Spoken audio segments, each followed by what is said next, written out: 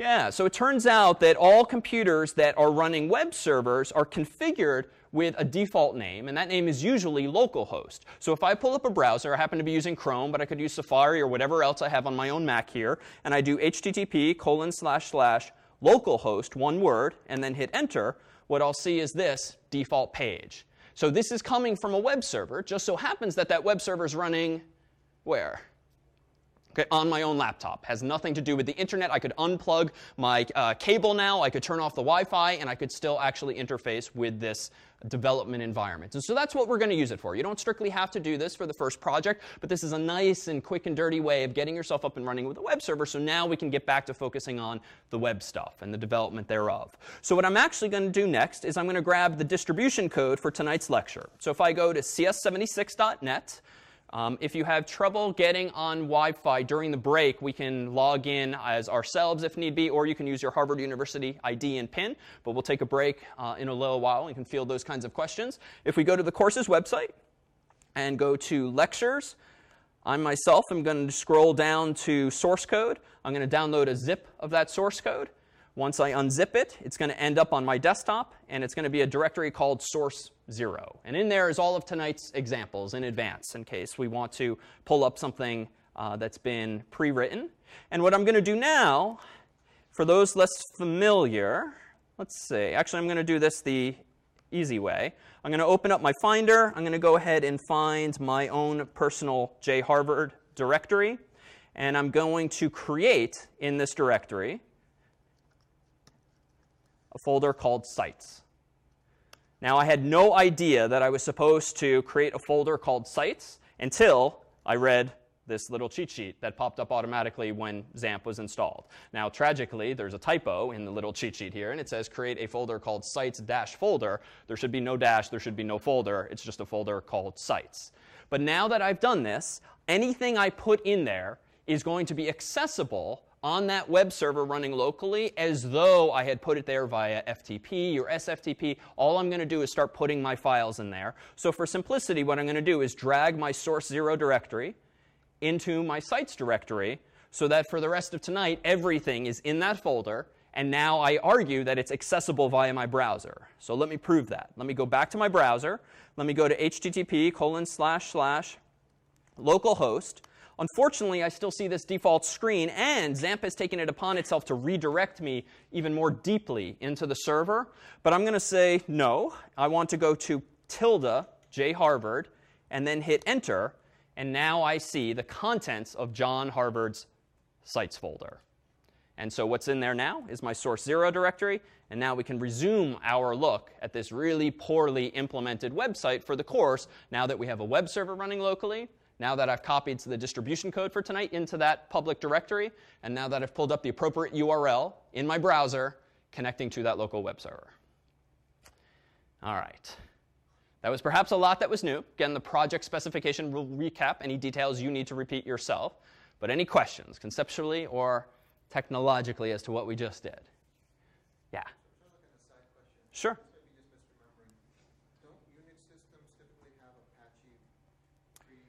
They do. So is this installing or just activating it or enabling it? This, I believe, comes with its own installation of Apache. So the little white lie I'm telling here is that macOS actually comes with its own instance of Apache.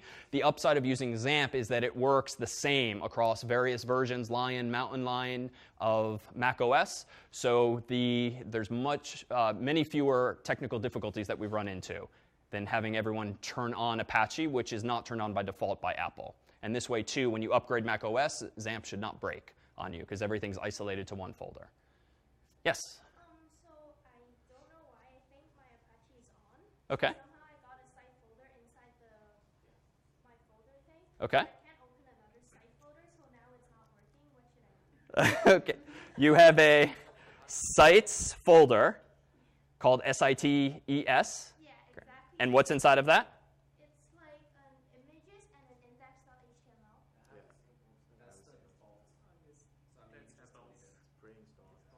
Oh, I wonder if that ended up in, I have another account on this laptop, and maybe that guy got that. OK, so I think it's safe for you to delete the images folder, delete the index.html folder, and then you will be in the state that I'm in by dragging the source directory into that folder. So I'll just keep that sites folder. Keep the sites folder, empty it though, and just put source 0 in there. That just sounds like it's sample code that comes with XAMPP when you install it in the default account, which I did not do.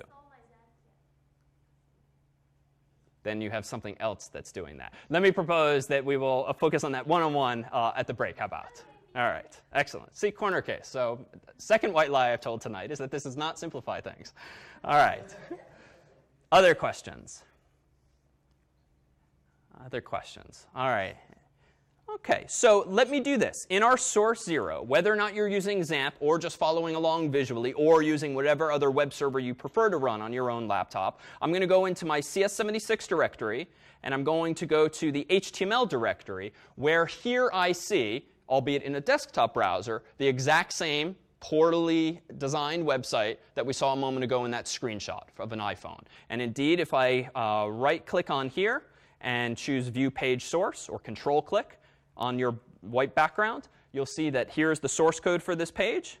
And here we have some very simple HTML. As predicted, there's an unordered list, as you said. There's a list item. There's an h1, a body, and all of this. And there's also this meta tag. And that's what makes things look better within the confines of this browser. But can we improve the aesthetics still? Well, let me go back and go into this CSS directory. And voila, what a pretty looking website now. And we've done this entirely by using CSS. And it does look, up until 2 weeks ago when Apple decided that all of iOS was changing aesthetically, this looks like what? An iPhone. Well, if we at least size it to the appropriate size. So let me go ahead here. Doesn't that look like your iPhone? So it kind of does, with the typical menu at the top and this sort of tabular list of menu options. And indeed, if I go ahead and click this, we see the sub page, which is lecture 0 or lecture 1. And if I keep clicking, I'll see more. But what did we not get? What features did not just happen on the screen? There's no animation, right? If you're a fanboy or girl of iOS and Apple more generally, you know that it's these little touches, like the sliding from side to side, that sort of makes the experience feel the way it typically does. But this, let me go back and do it again. If I hit the back button and then click lectures again, it just flips like a normal web page. So we're sort of mimicking the aesthetics of iOS, but we haven't really recreated it. So how could we go about getting some form of animation? Well, we probably need some more sophisticated CSS or some JavaScript, some actual logic to move content from side to side. But before we do that, let's go to the source of this page just to get a sense of what was going on here. So this is the source for this page. And if I maximize my window and zoom in here, there's only one line of code that's different. What jumps out at you?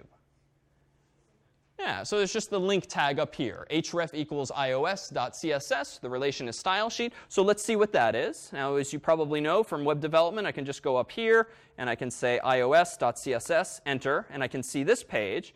And we won't dwell too much on the details here, but here's where I'm setting some font stuff and some margins. H1, so that was the title of the web page that said CSCI S76. We have a background color that I chose to mimic what Apple itself uses for its default blue shade. We're using a background image here to actually do a gradient. What does -WebKit-gradient mean? Most CSS properties and values don't begin with dashes. Yeah, it's a browser prefix. What does that mean? So some of the newer CSS properties are different by browser. So I can't remember. I think WebKit is Safari, or is it Firefox? WebKit is Safari and Chrome. Yep. Exactly. And MOZ is Firefox for Mozilla. So that's exactly right. There's often unsupported or new up-and-coming features of CSS that the various browsers begin to implement on their own. But if they don't necessarily adhere to a standard, or if it's just a browser-specific feature, they'll typically prefix that property or that value with a dash, then their unique identifier. WebKit is the engine that underlies Chrome, at least right now in Safari. -MOZ is the same thing for Mozilla. So this just means this is not a feature that's going to work probably on IE or on Firefox. But that's fine, because we're narrowing our focus for now just on WebKit or Chrome in this case, but it would work on Safari as well. And then I'm going to wave my hand at the rest of the details. But suffice it to say that if we tinkered enough with the CSS, even starting from a clean slate, we could replicate this iOS-looking website so that it ultimately looks like the familiar UI. But we don't get any of that scrolling with which users are familiar. So let's go back into one last directory, and let's introduce a framework here that's called jQuery Mobile. So you're probably familiar with jQuery if you know any JavaScript. If not, we'll dive into a bit of it tonight. But what you might not be familiar with are various frameworks for actually helping with the development of mobile-based websites. So if we look to pass this example here, we'll mention 3 tonight. So jQuery Mobile, as the name suggests, is a jQuery library, very popular library that's specifically geared around mobile user interface details. So we'll glance at some of its capabilities now. PhoneGap is another framework that we won't look at tonight, but PhoneGap is sort of this best of both worlds, whereby it's a framework, so downloadable code that someone else wrote, that you can use to implement native applications using HTML and JavaScript. So you don't even have to know Objective-C yourself. And we'll peel back that layer eventually, but for now, know that someone else has taken the trouble to figure out how to write the bare amount of Objective-C code that then embeds the equivalent of a web page inside of a native application so that we can just write web-based code, but still put it in the App Store, give it an icon on the home page so that it actually feels more like a native application, even though it's running somewhere else, typically on some web server. So that's another framework of interest. And then Sencha Touch, which is similar in spirit to jQuery Mobile. It helps us make aesthetics that are mobile friendly, but it's definitely a more complex framework than jQuery Mobile. So we'll just focus on the first of these. So if I go back to my other screen here, and I go into the framework sample code for today, now we have an UI that looks almost the same, but there is a little something that's different. Anyone recall what was absent last time? Yeah, so these little iOS-looking arrows. And if we go ahead and click on this row, notice that it's also highlighting just a little bit, which is nice, at least in the desktop environment. Now we have a little bit of sliding that goes on. So that, too, is pretty nice. But let's dive a bit deeper. We'll come back to this in a week or two, but I have in advance installed an application called iOS Simulator. So this is software that Apple distributes with Xcode, which is their integrated development environment for writing iPhone applications and Mac software. And if I pull it up here, it looks like this. So it looks like the screenshots I've been using earlier. And if I go up to Safari and click here, so even though it looks like a phone, I'm controlling everything with my keyboard and touchpad here. I'm going to go to http://localhost//jharvard. Damn it, what a bad mobile website. So why is this page so small all of a sudden again? So whereas up until now, all of the examples we've been looking at were written by me, and I included that meta tag, this particular page was generated automatically by whom? This is just a directory listing. Let me zoom in. So if you hold down, and we'll get to this in a couple weeks, if I hold down Option when clicking, I can pretend to have 2 fingers on my laptop screen. And then I just have to kind of scroll to get back to where I want at the top. So there's the text we were looking at. Who generated this directory listing? Yeah. Apache? Yeah, it was Apache. So much like you've seen on the internet, any web server, if you go to a folder that has the appropriate permissions, will just show you all of the files in that particular directory. Apache's doing that. Apache doesn't know I'm on a mobile device, and whoever wrote the Apache code didn't know or care about this meta tag for the viewport settings, so it's just super small. So at least when navigating these folders for Apache, we're going to get this annoyingly small screen. But that's OK. Let me just deal with it for a few moments. Go into my CS76 directory, zoom in again, move it over here, and then go into Framework. And now it does look a lot more like a native iOS application, right? So we're not just fooling by using Chrome. This is the actual simulator, and it would work the same on your phone. The only catch is my phone probably can't talk to my laptop unless I jump through some hoops to get the Wi-Fi to cooperate to make that work. But now let me go ahead and click on Lectures, just as I did before. Let's click Lecture 0.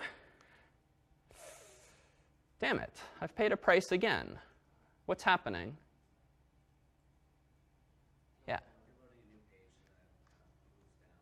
Yeah, so I'm loading a new page, and as you might have just noticed in using an iPhone or an iPod Touch for some time, anytime you click a link on a new web page, the default Safari behavior inside of an iPhone or an iPod Touch is to very briefly show you the address bar because the URL is changing. Then it will push it away if you so choose. The problem is that there goes our mimicry of an actual native application. So again, we've paid this price. But someone argue in favor of nonetheless proceeding to implement, say, the courses website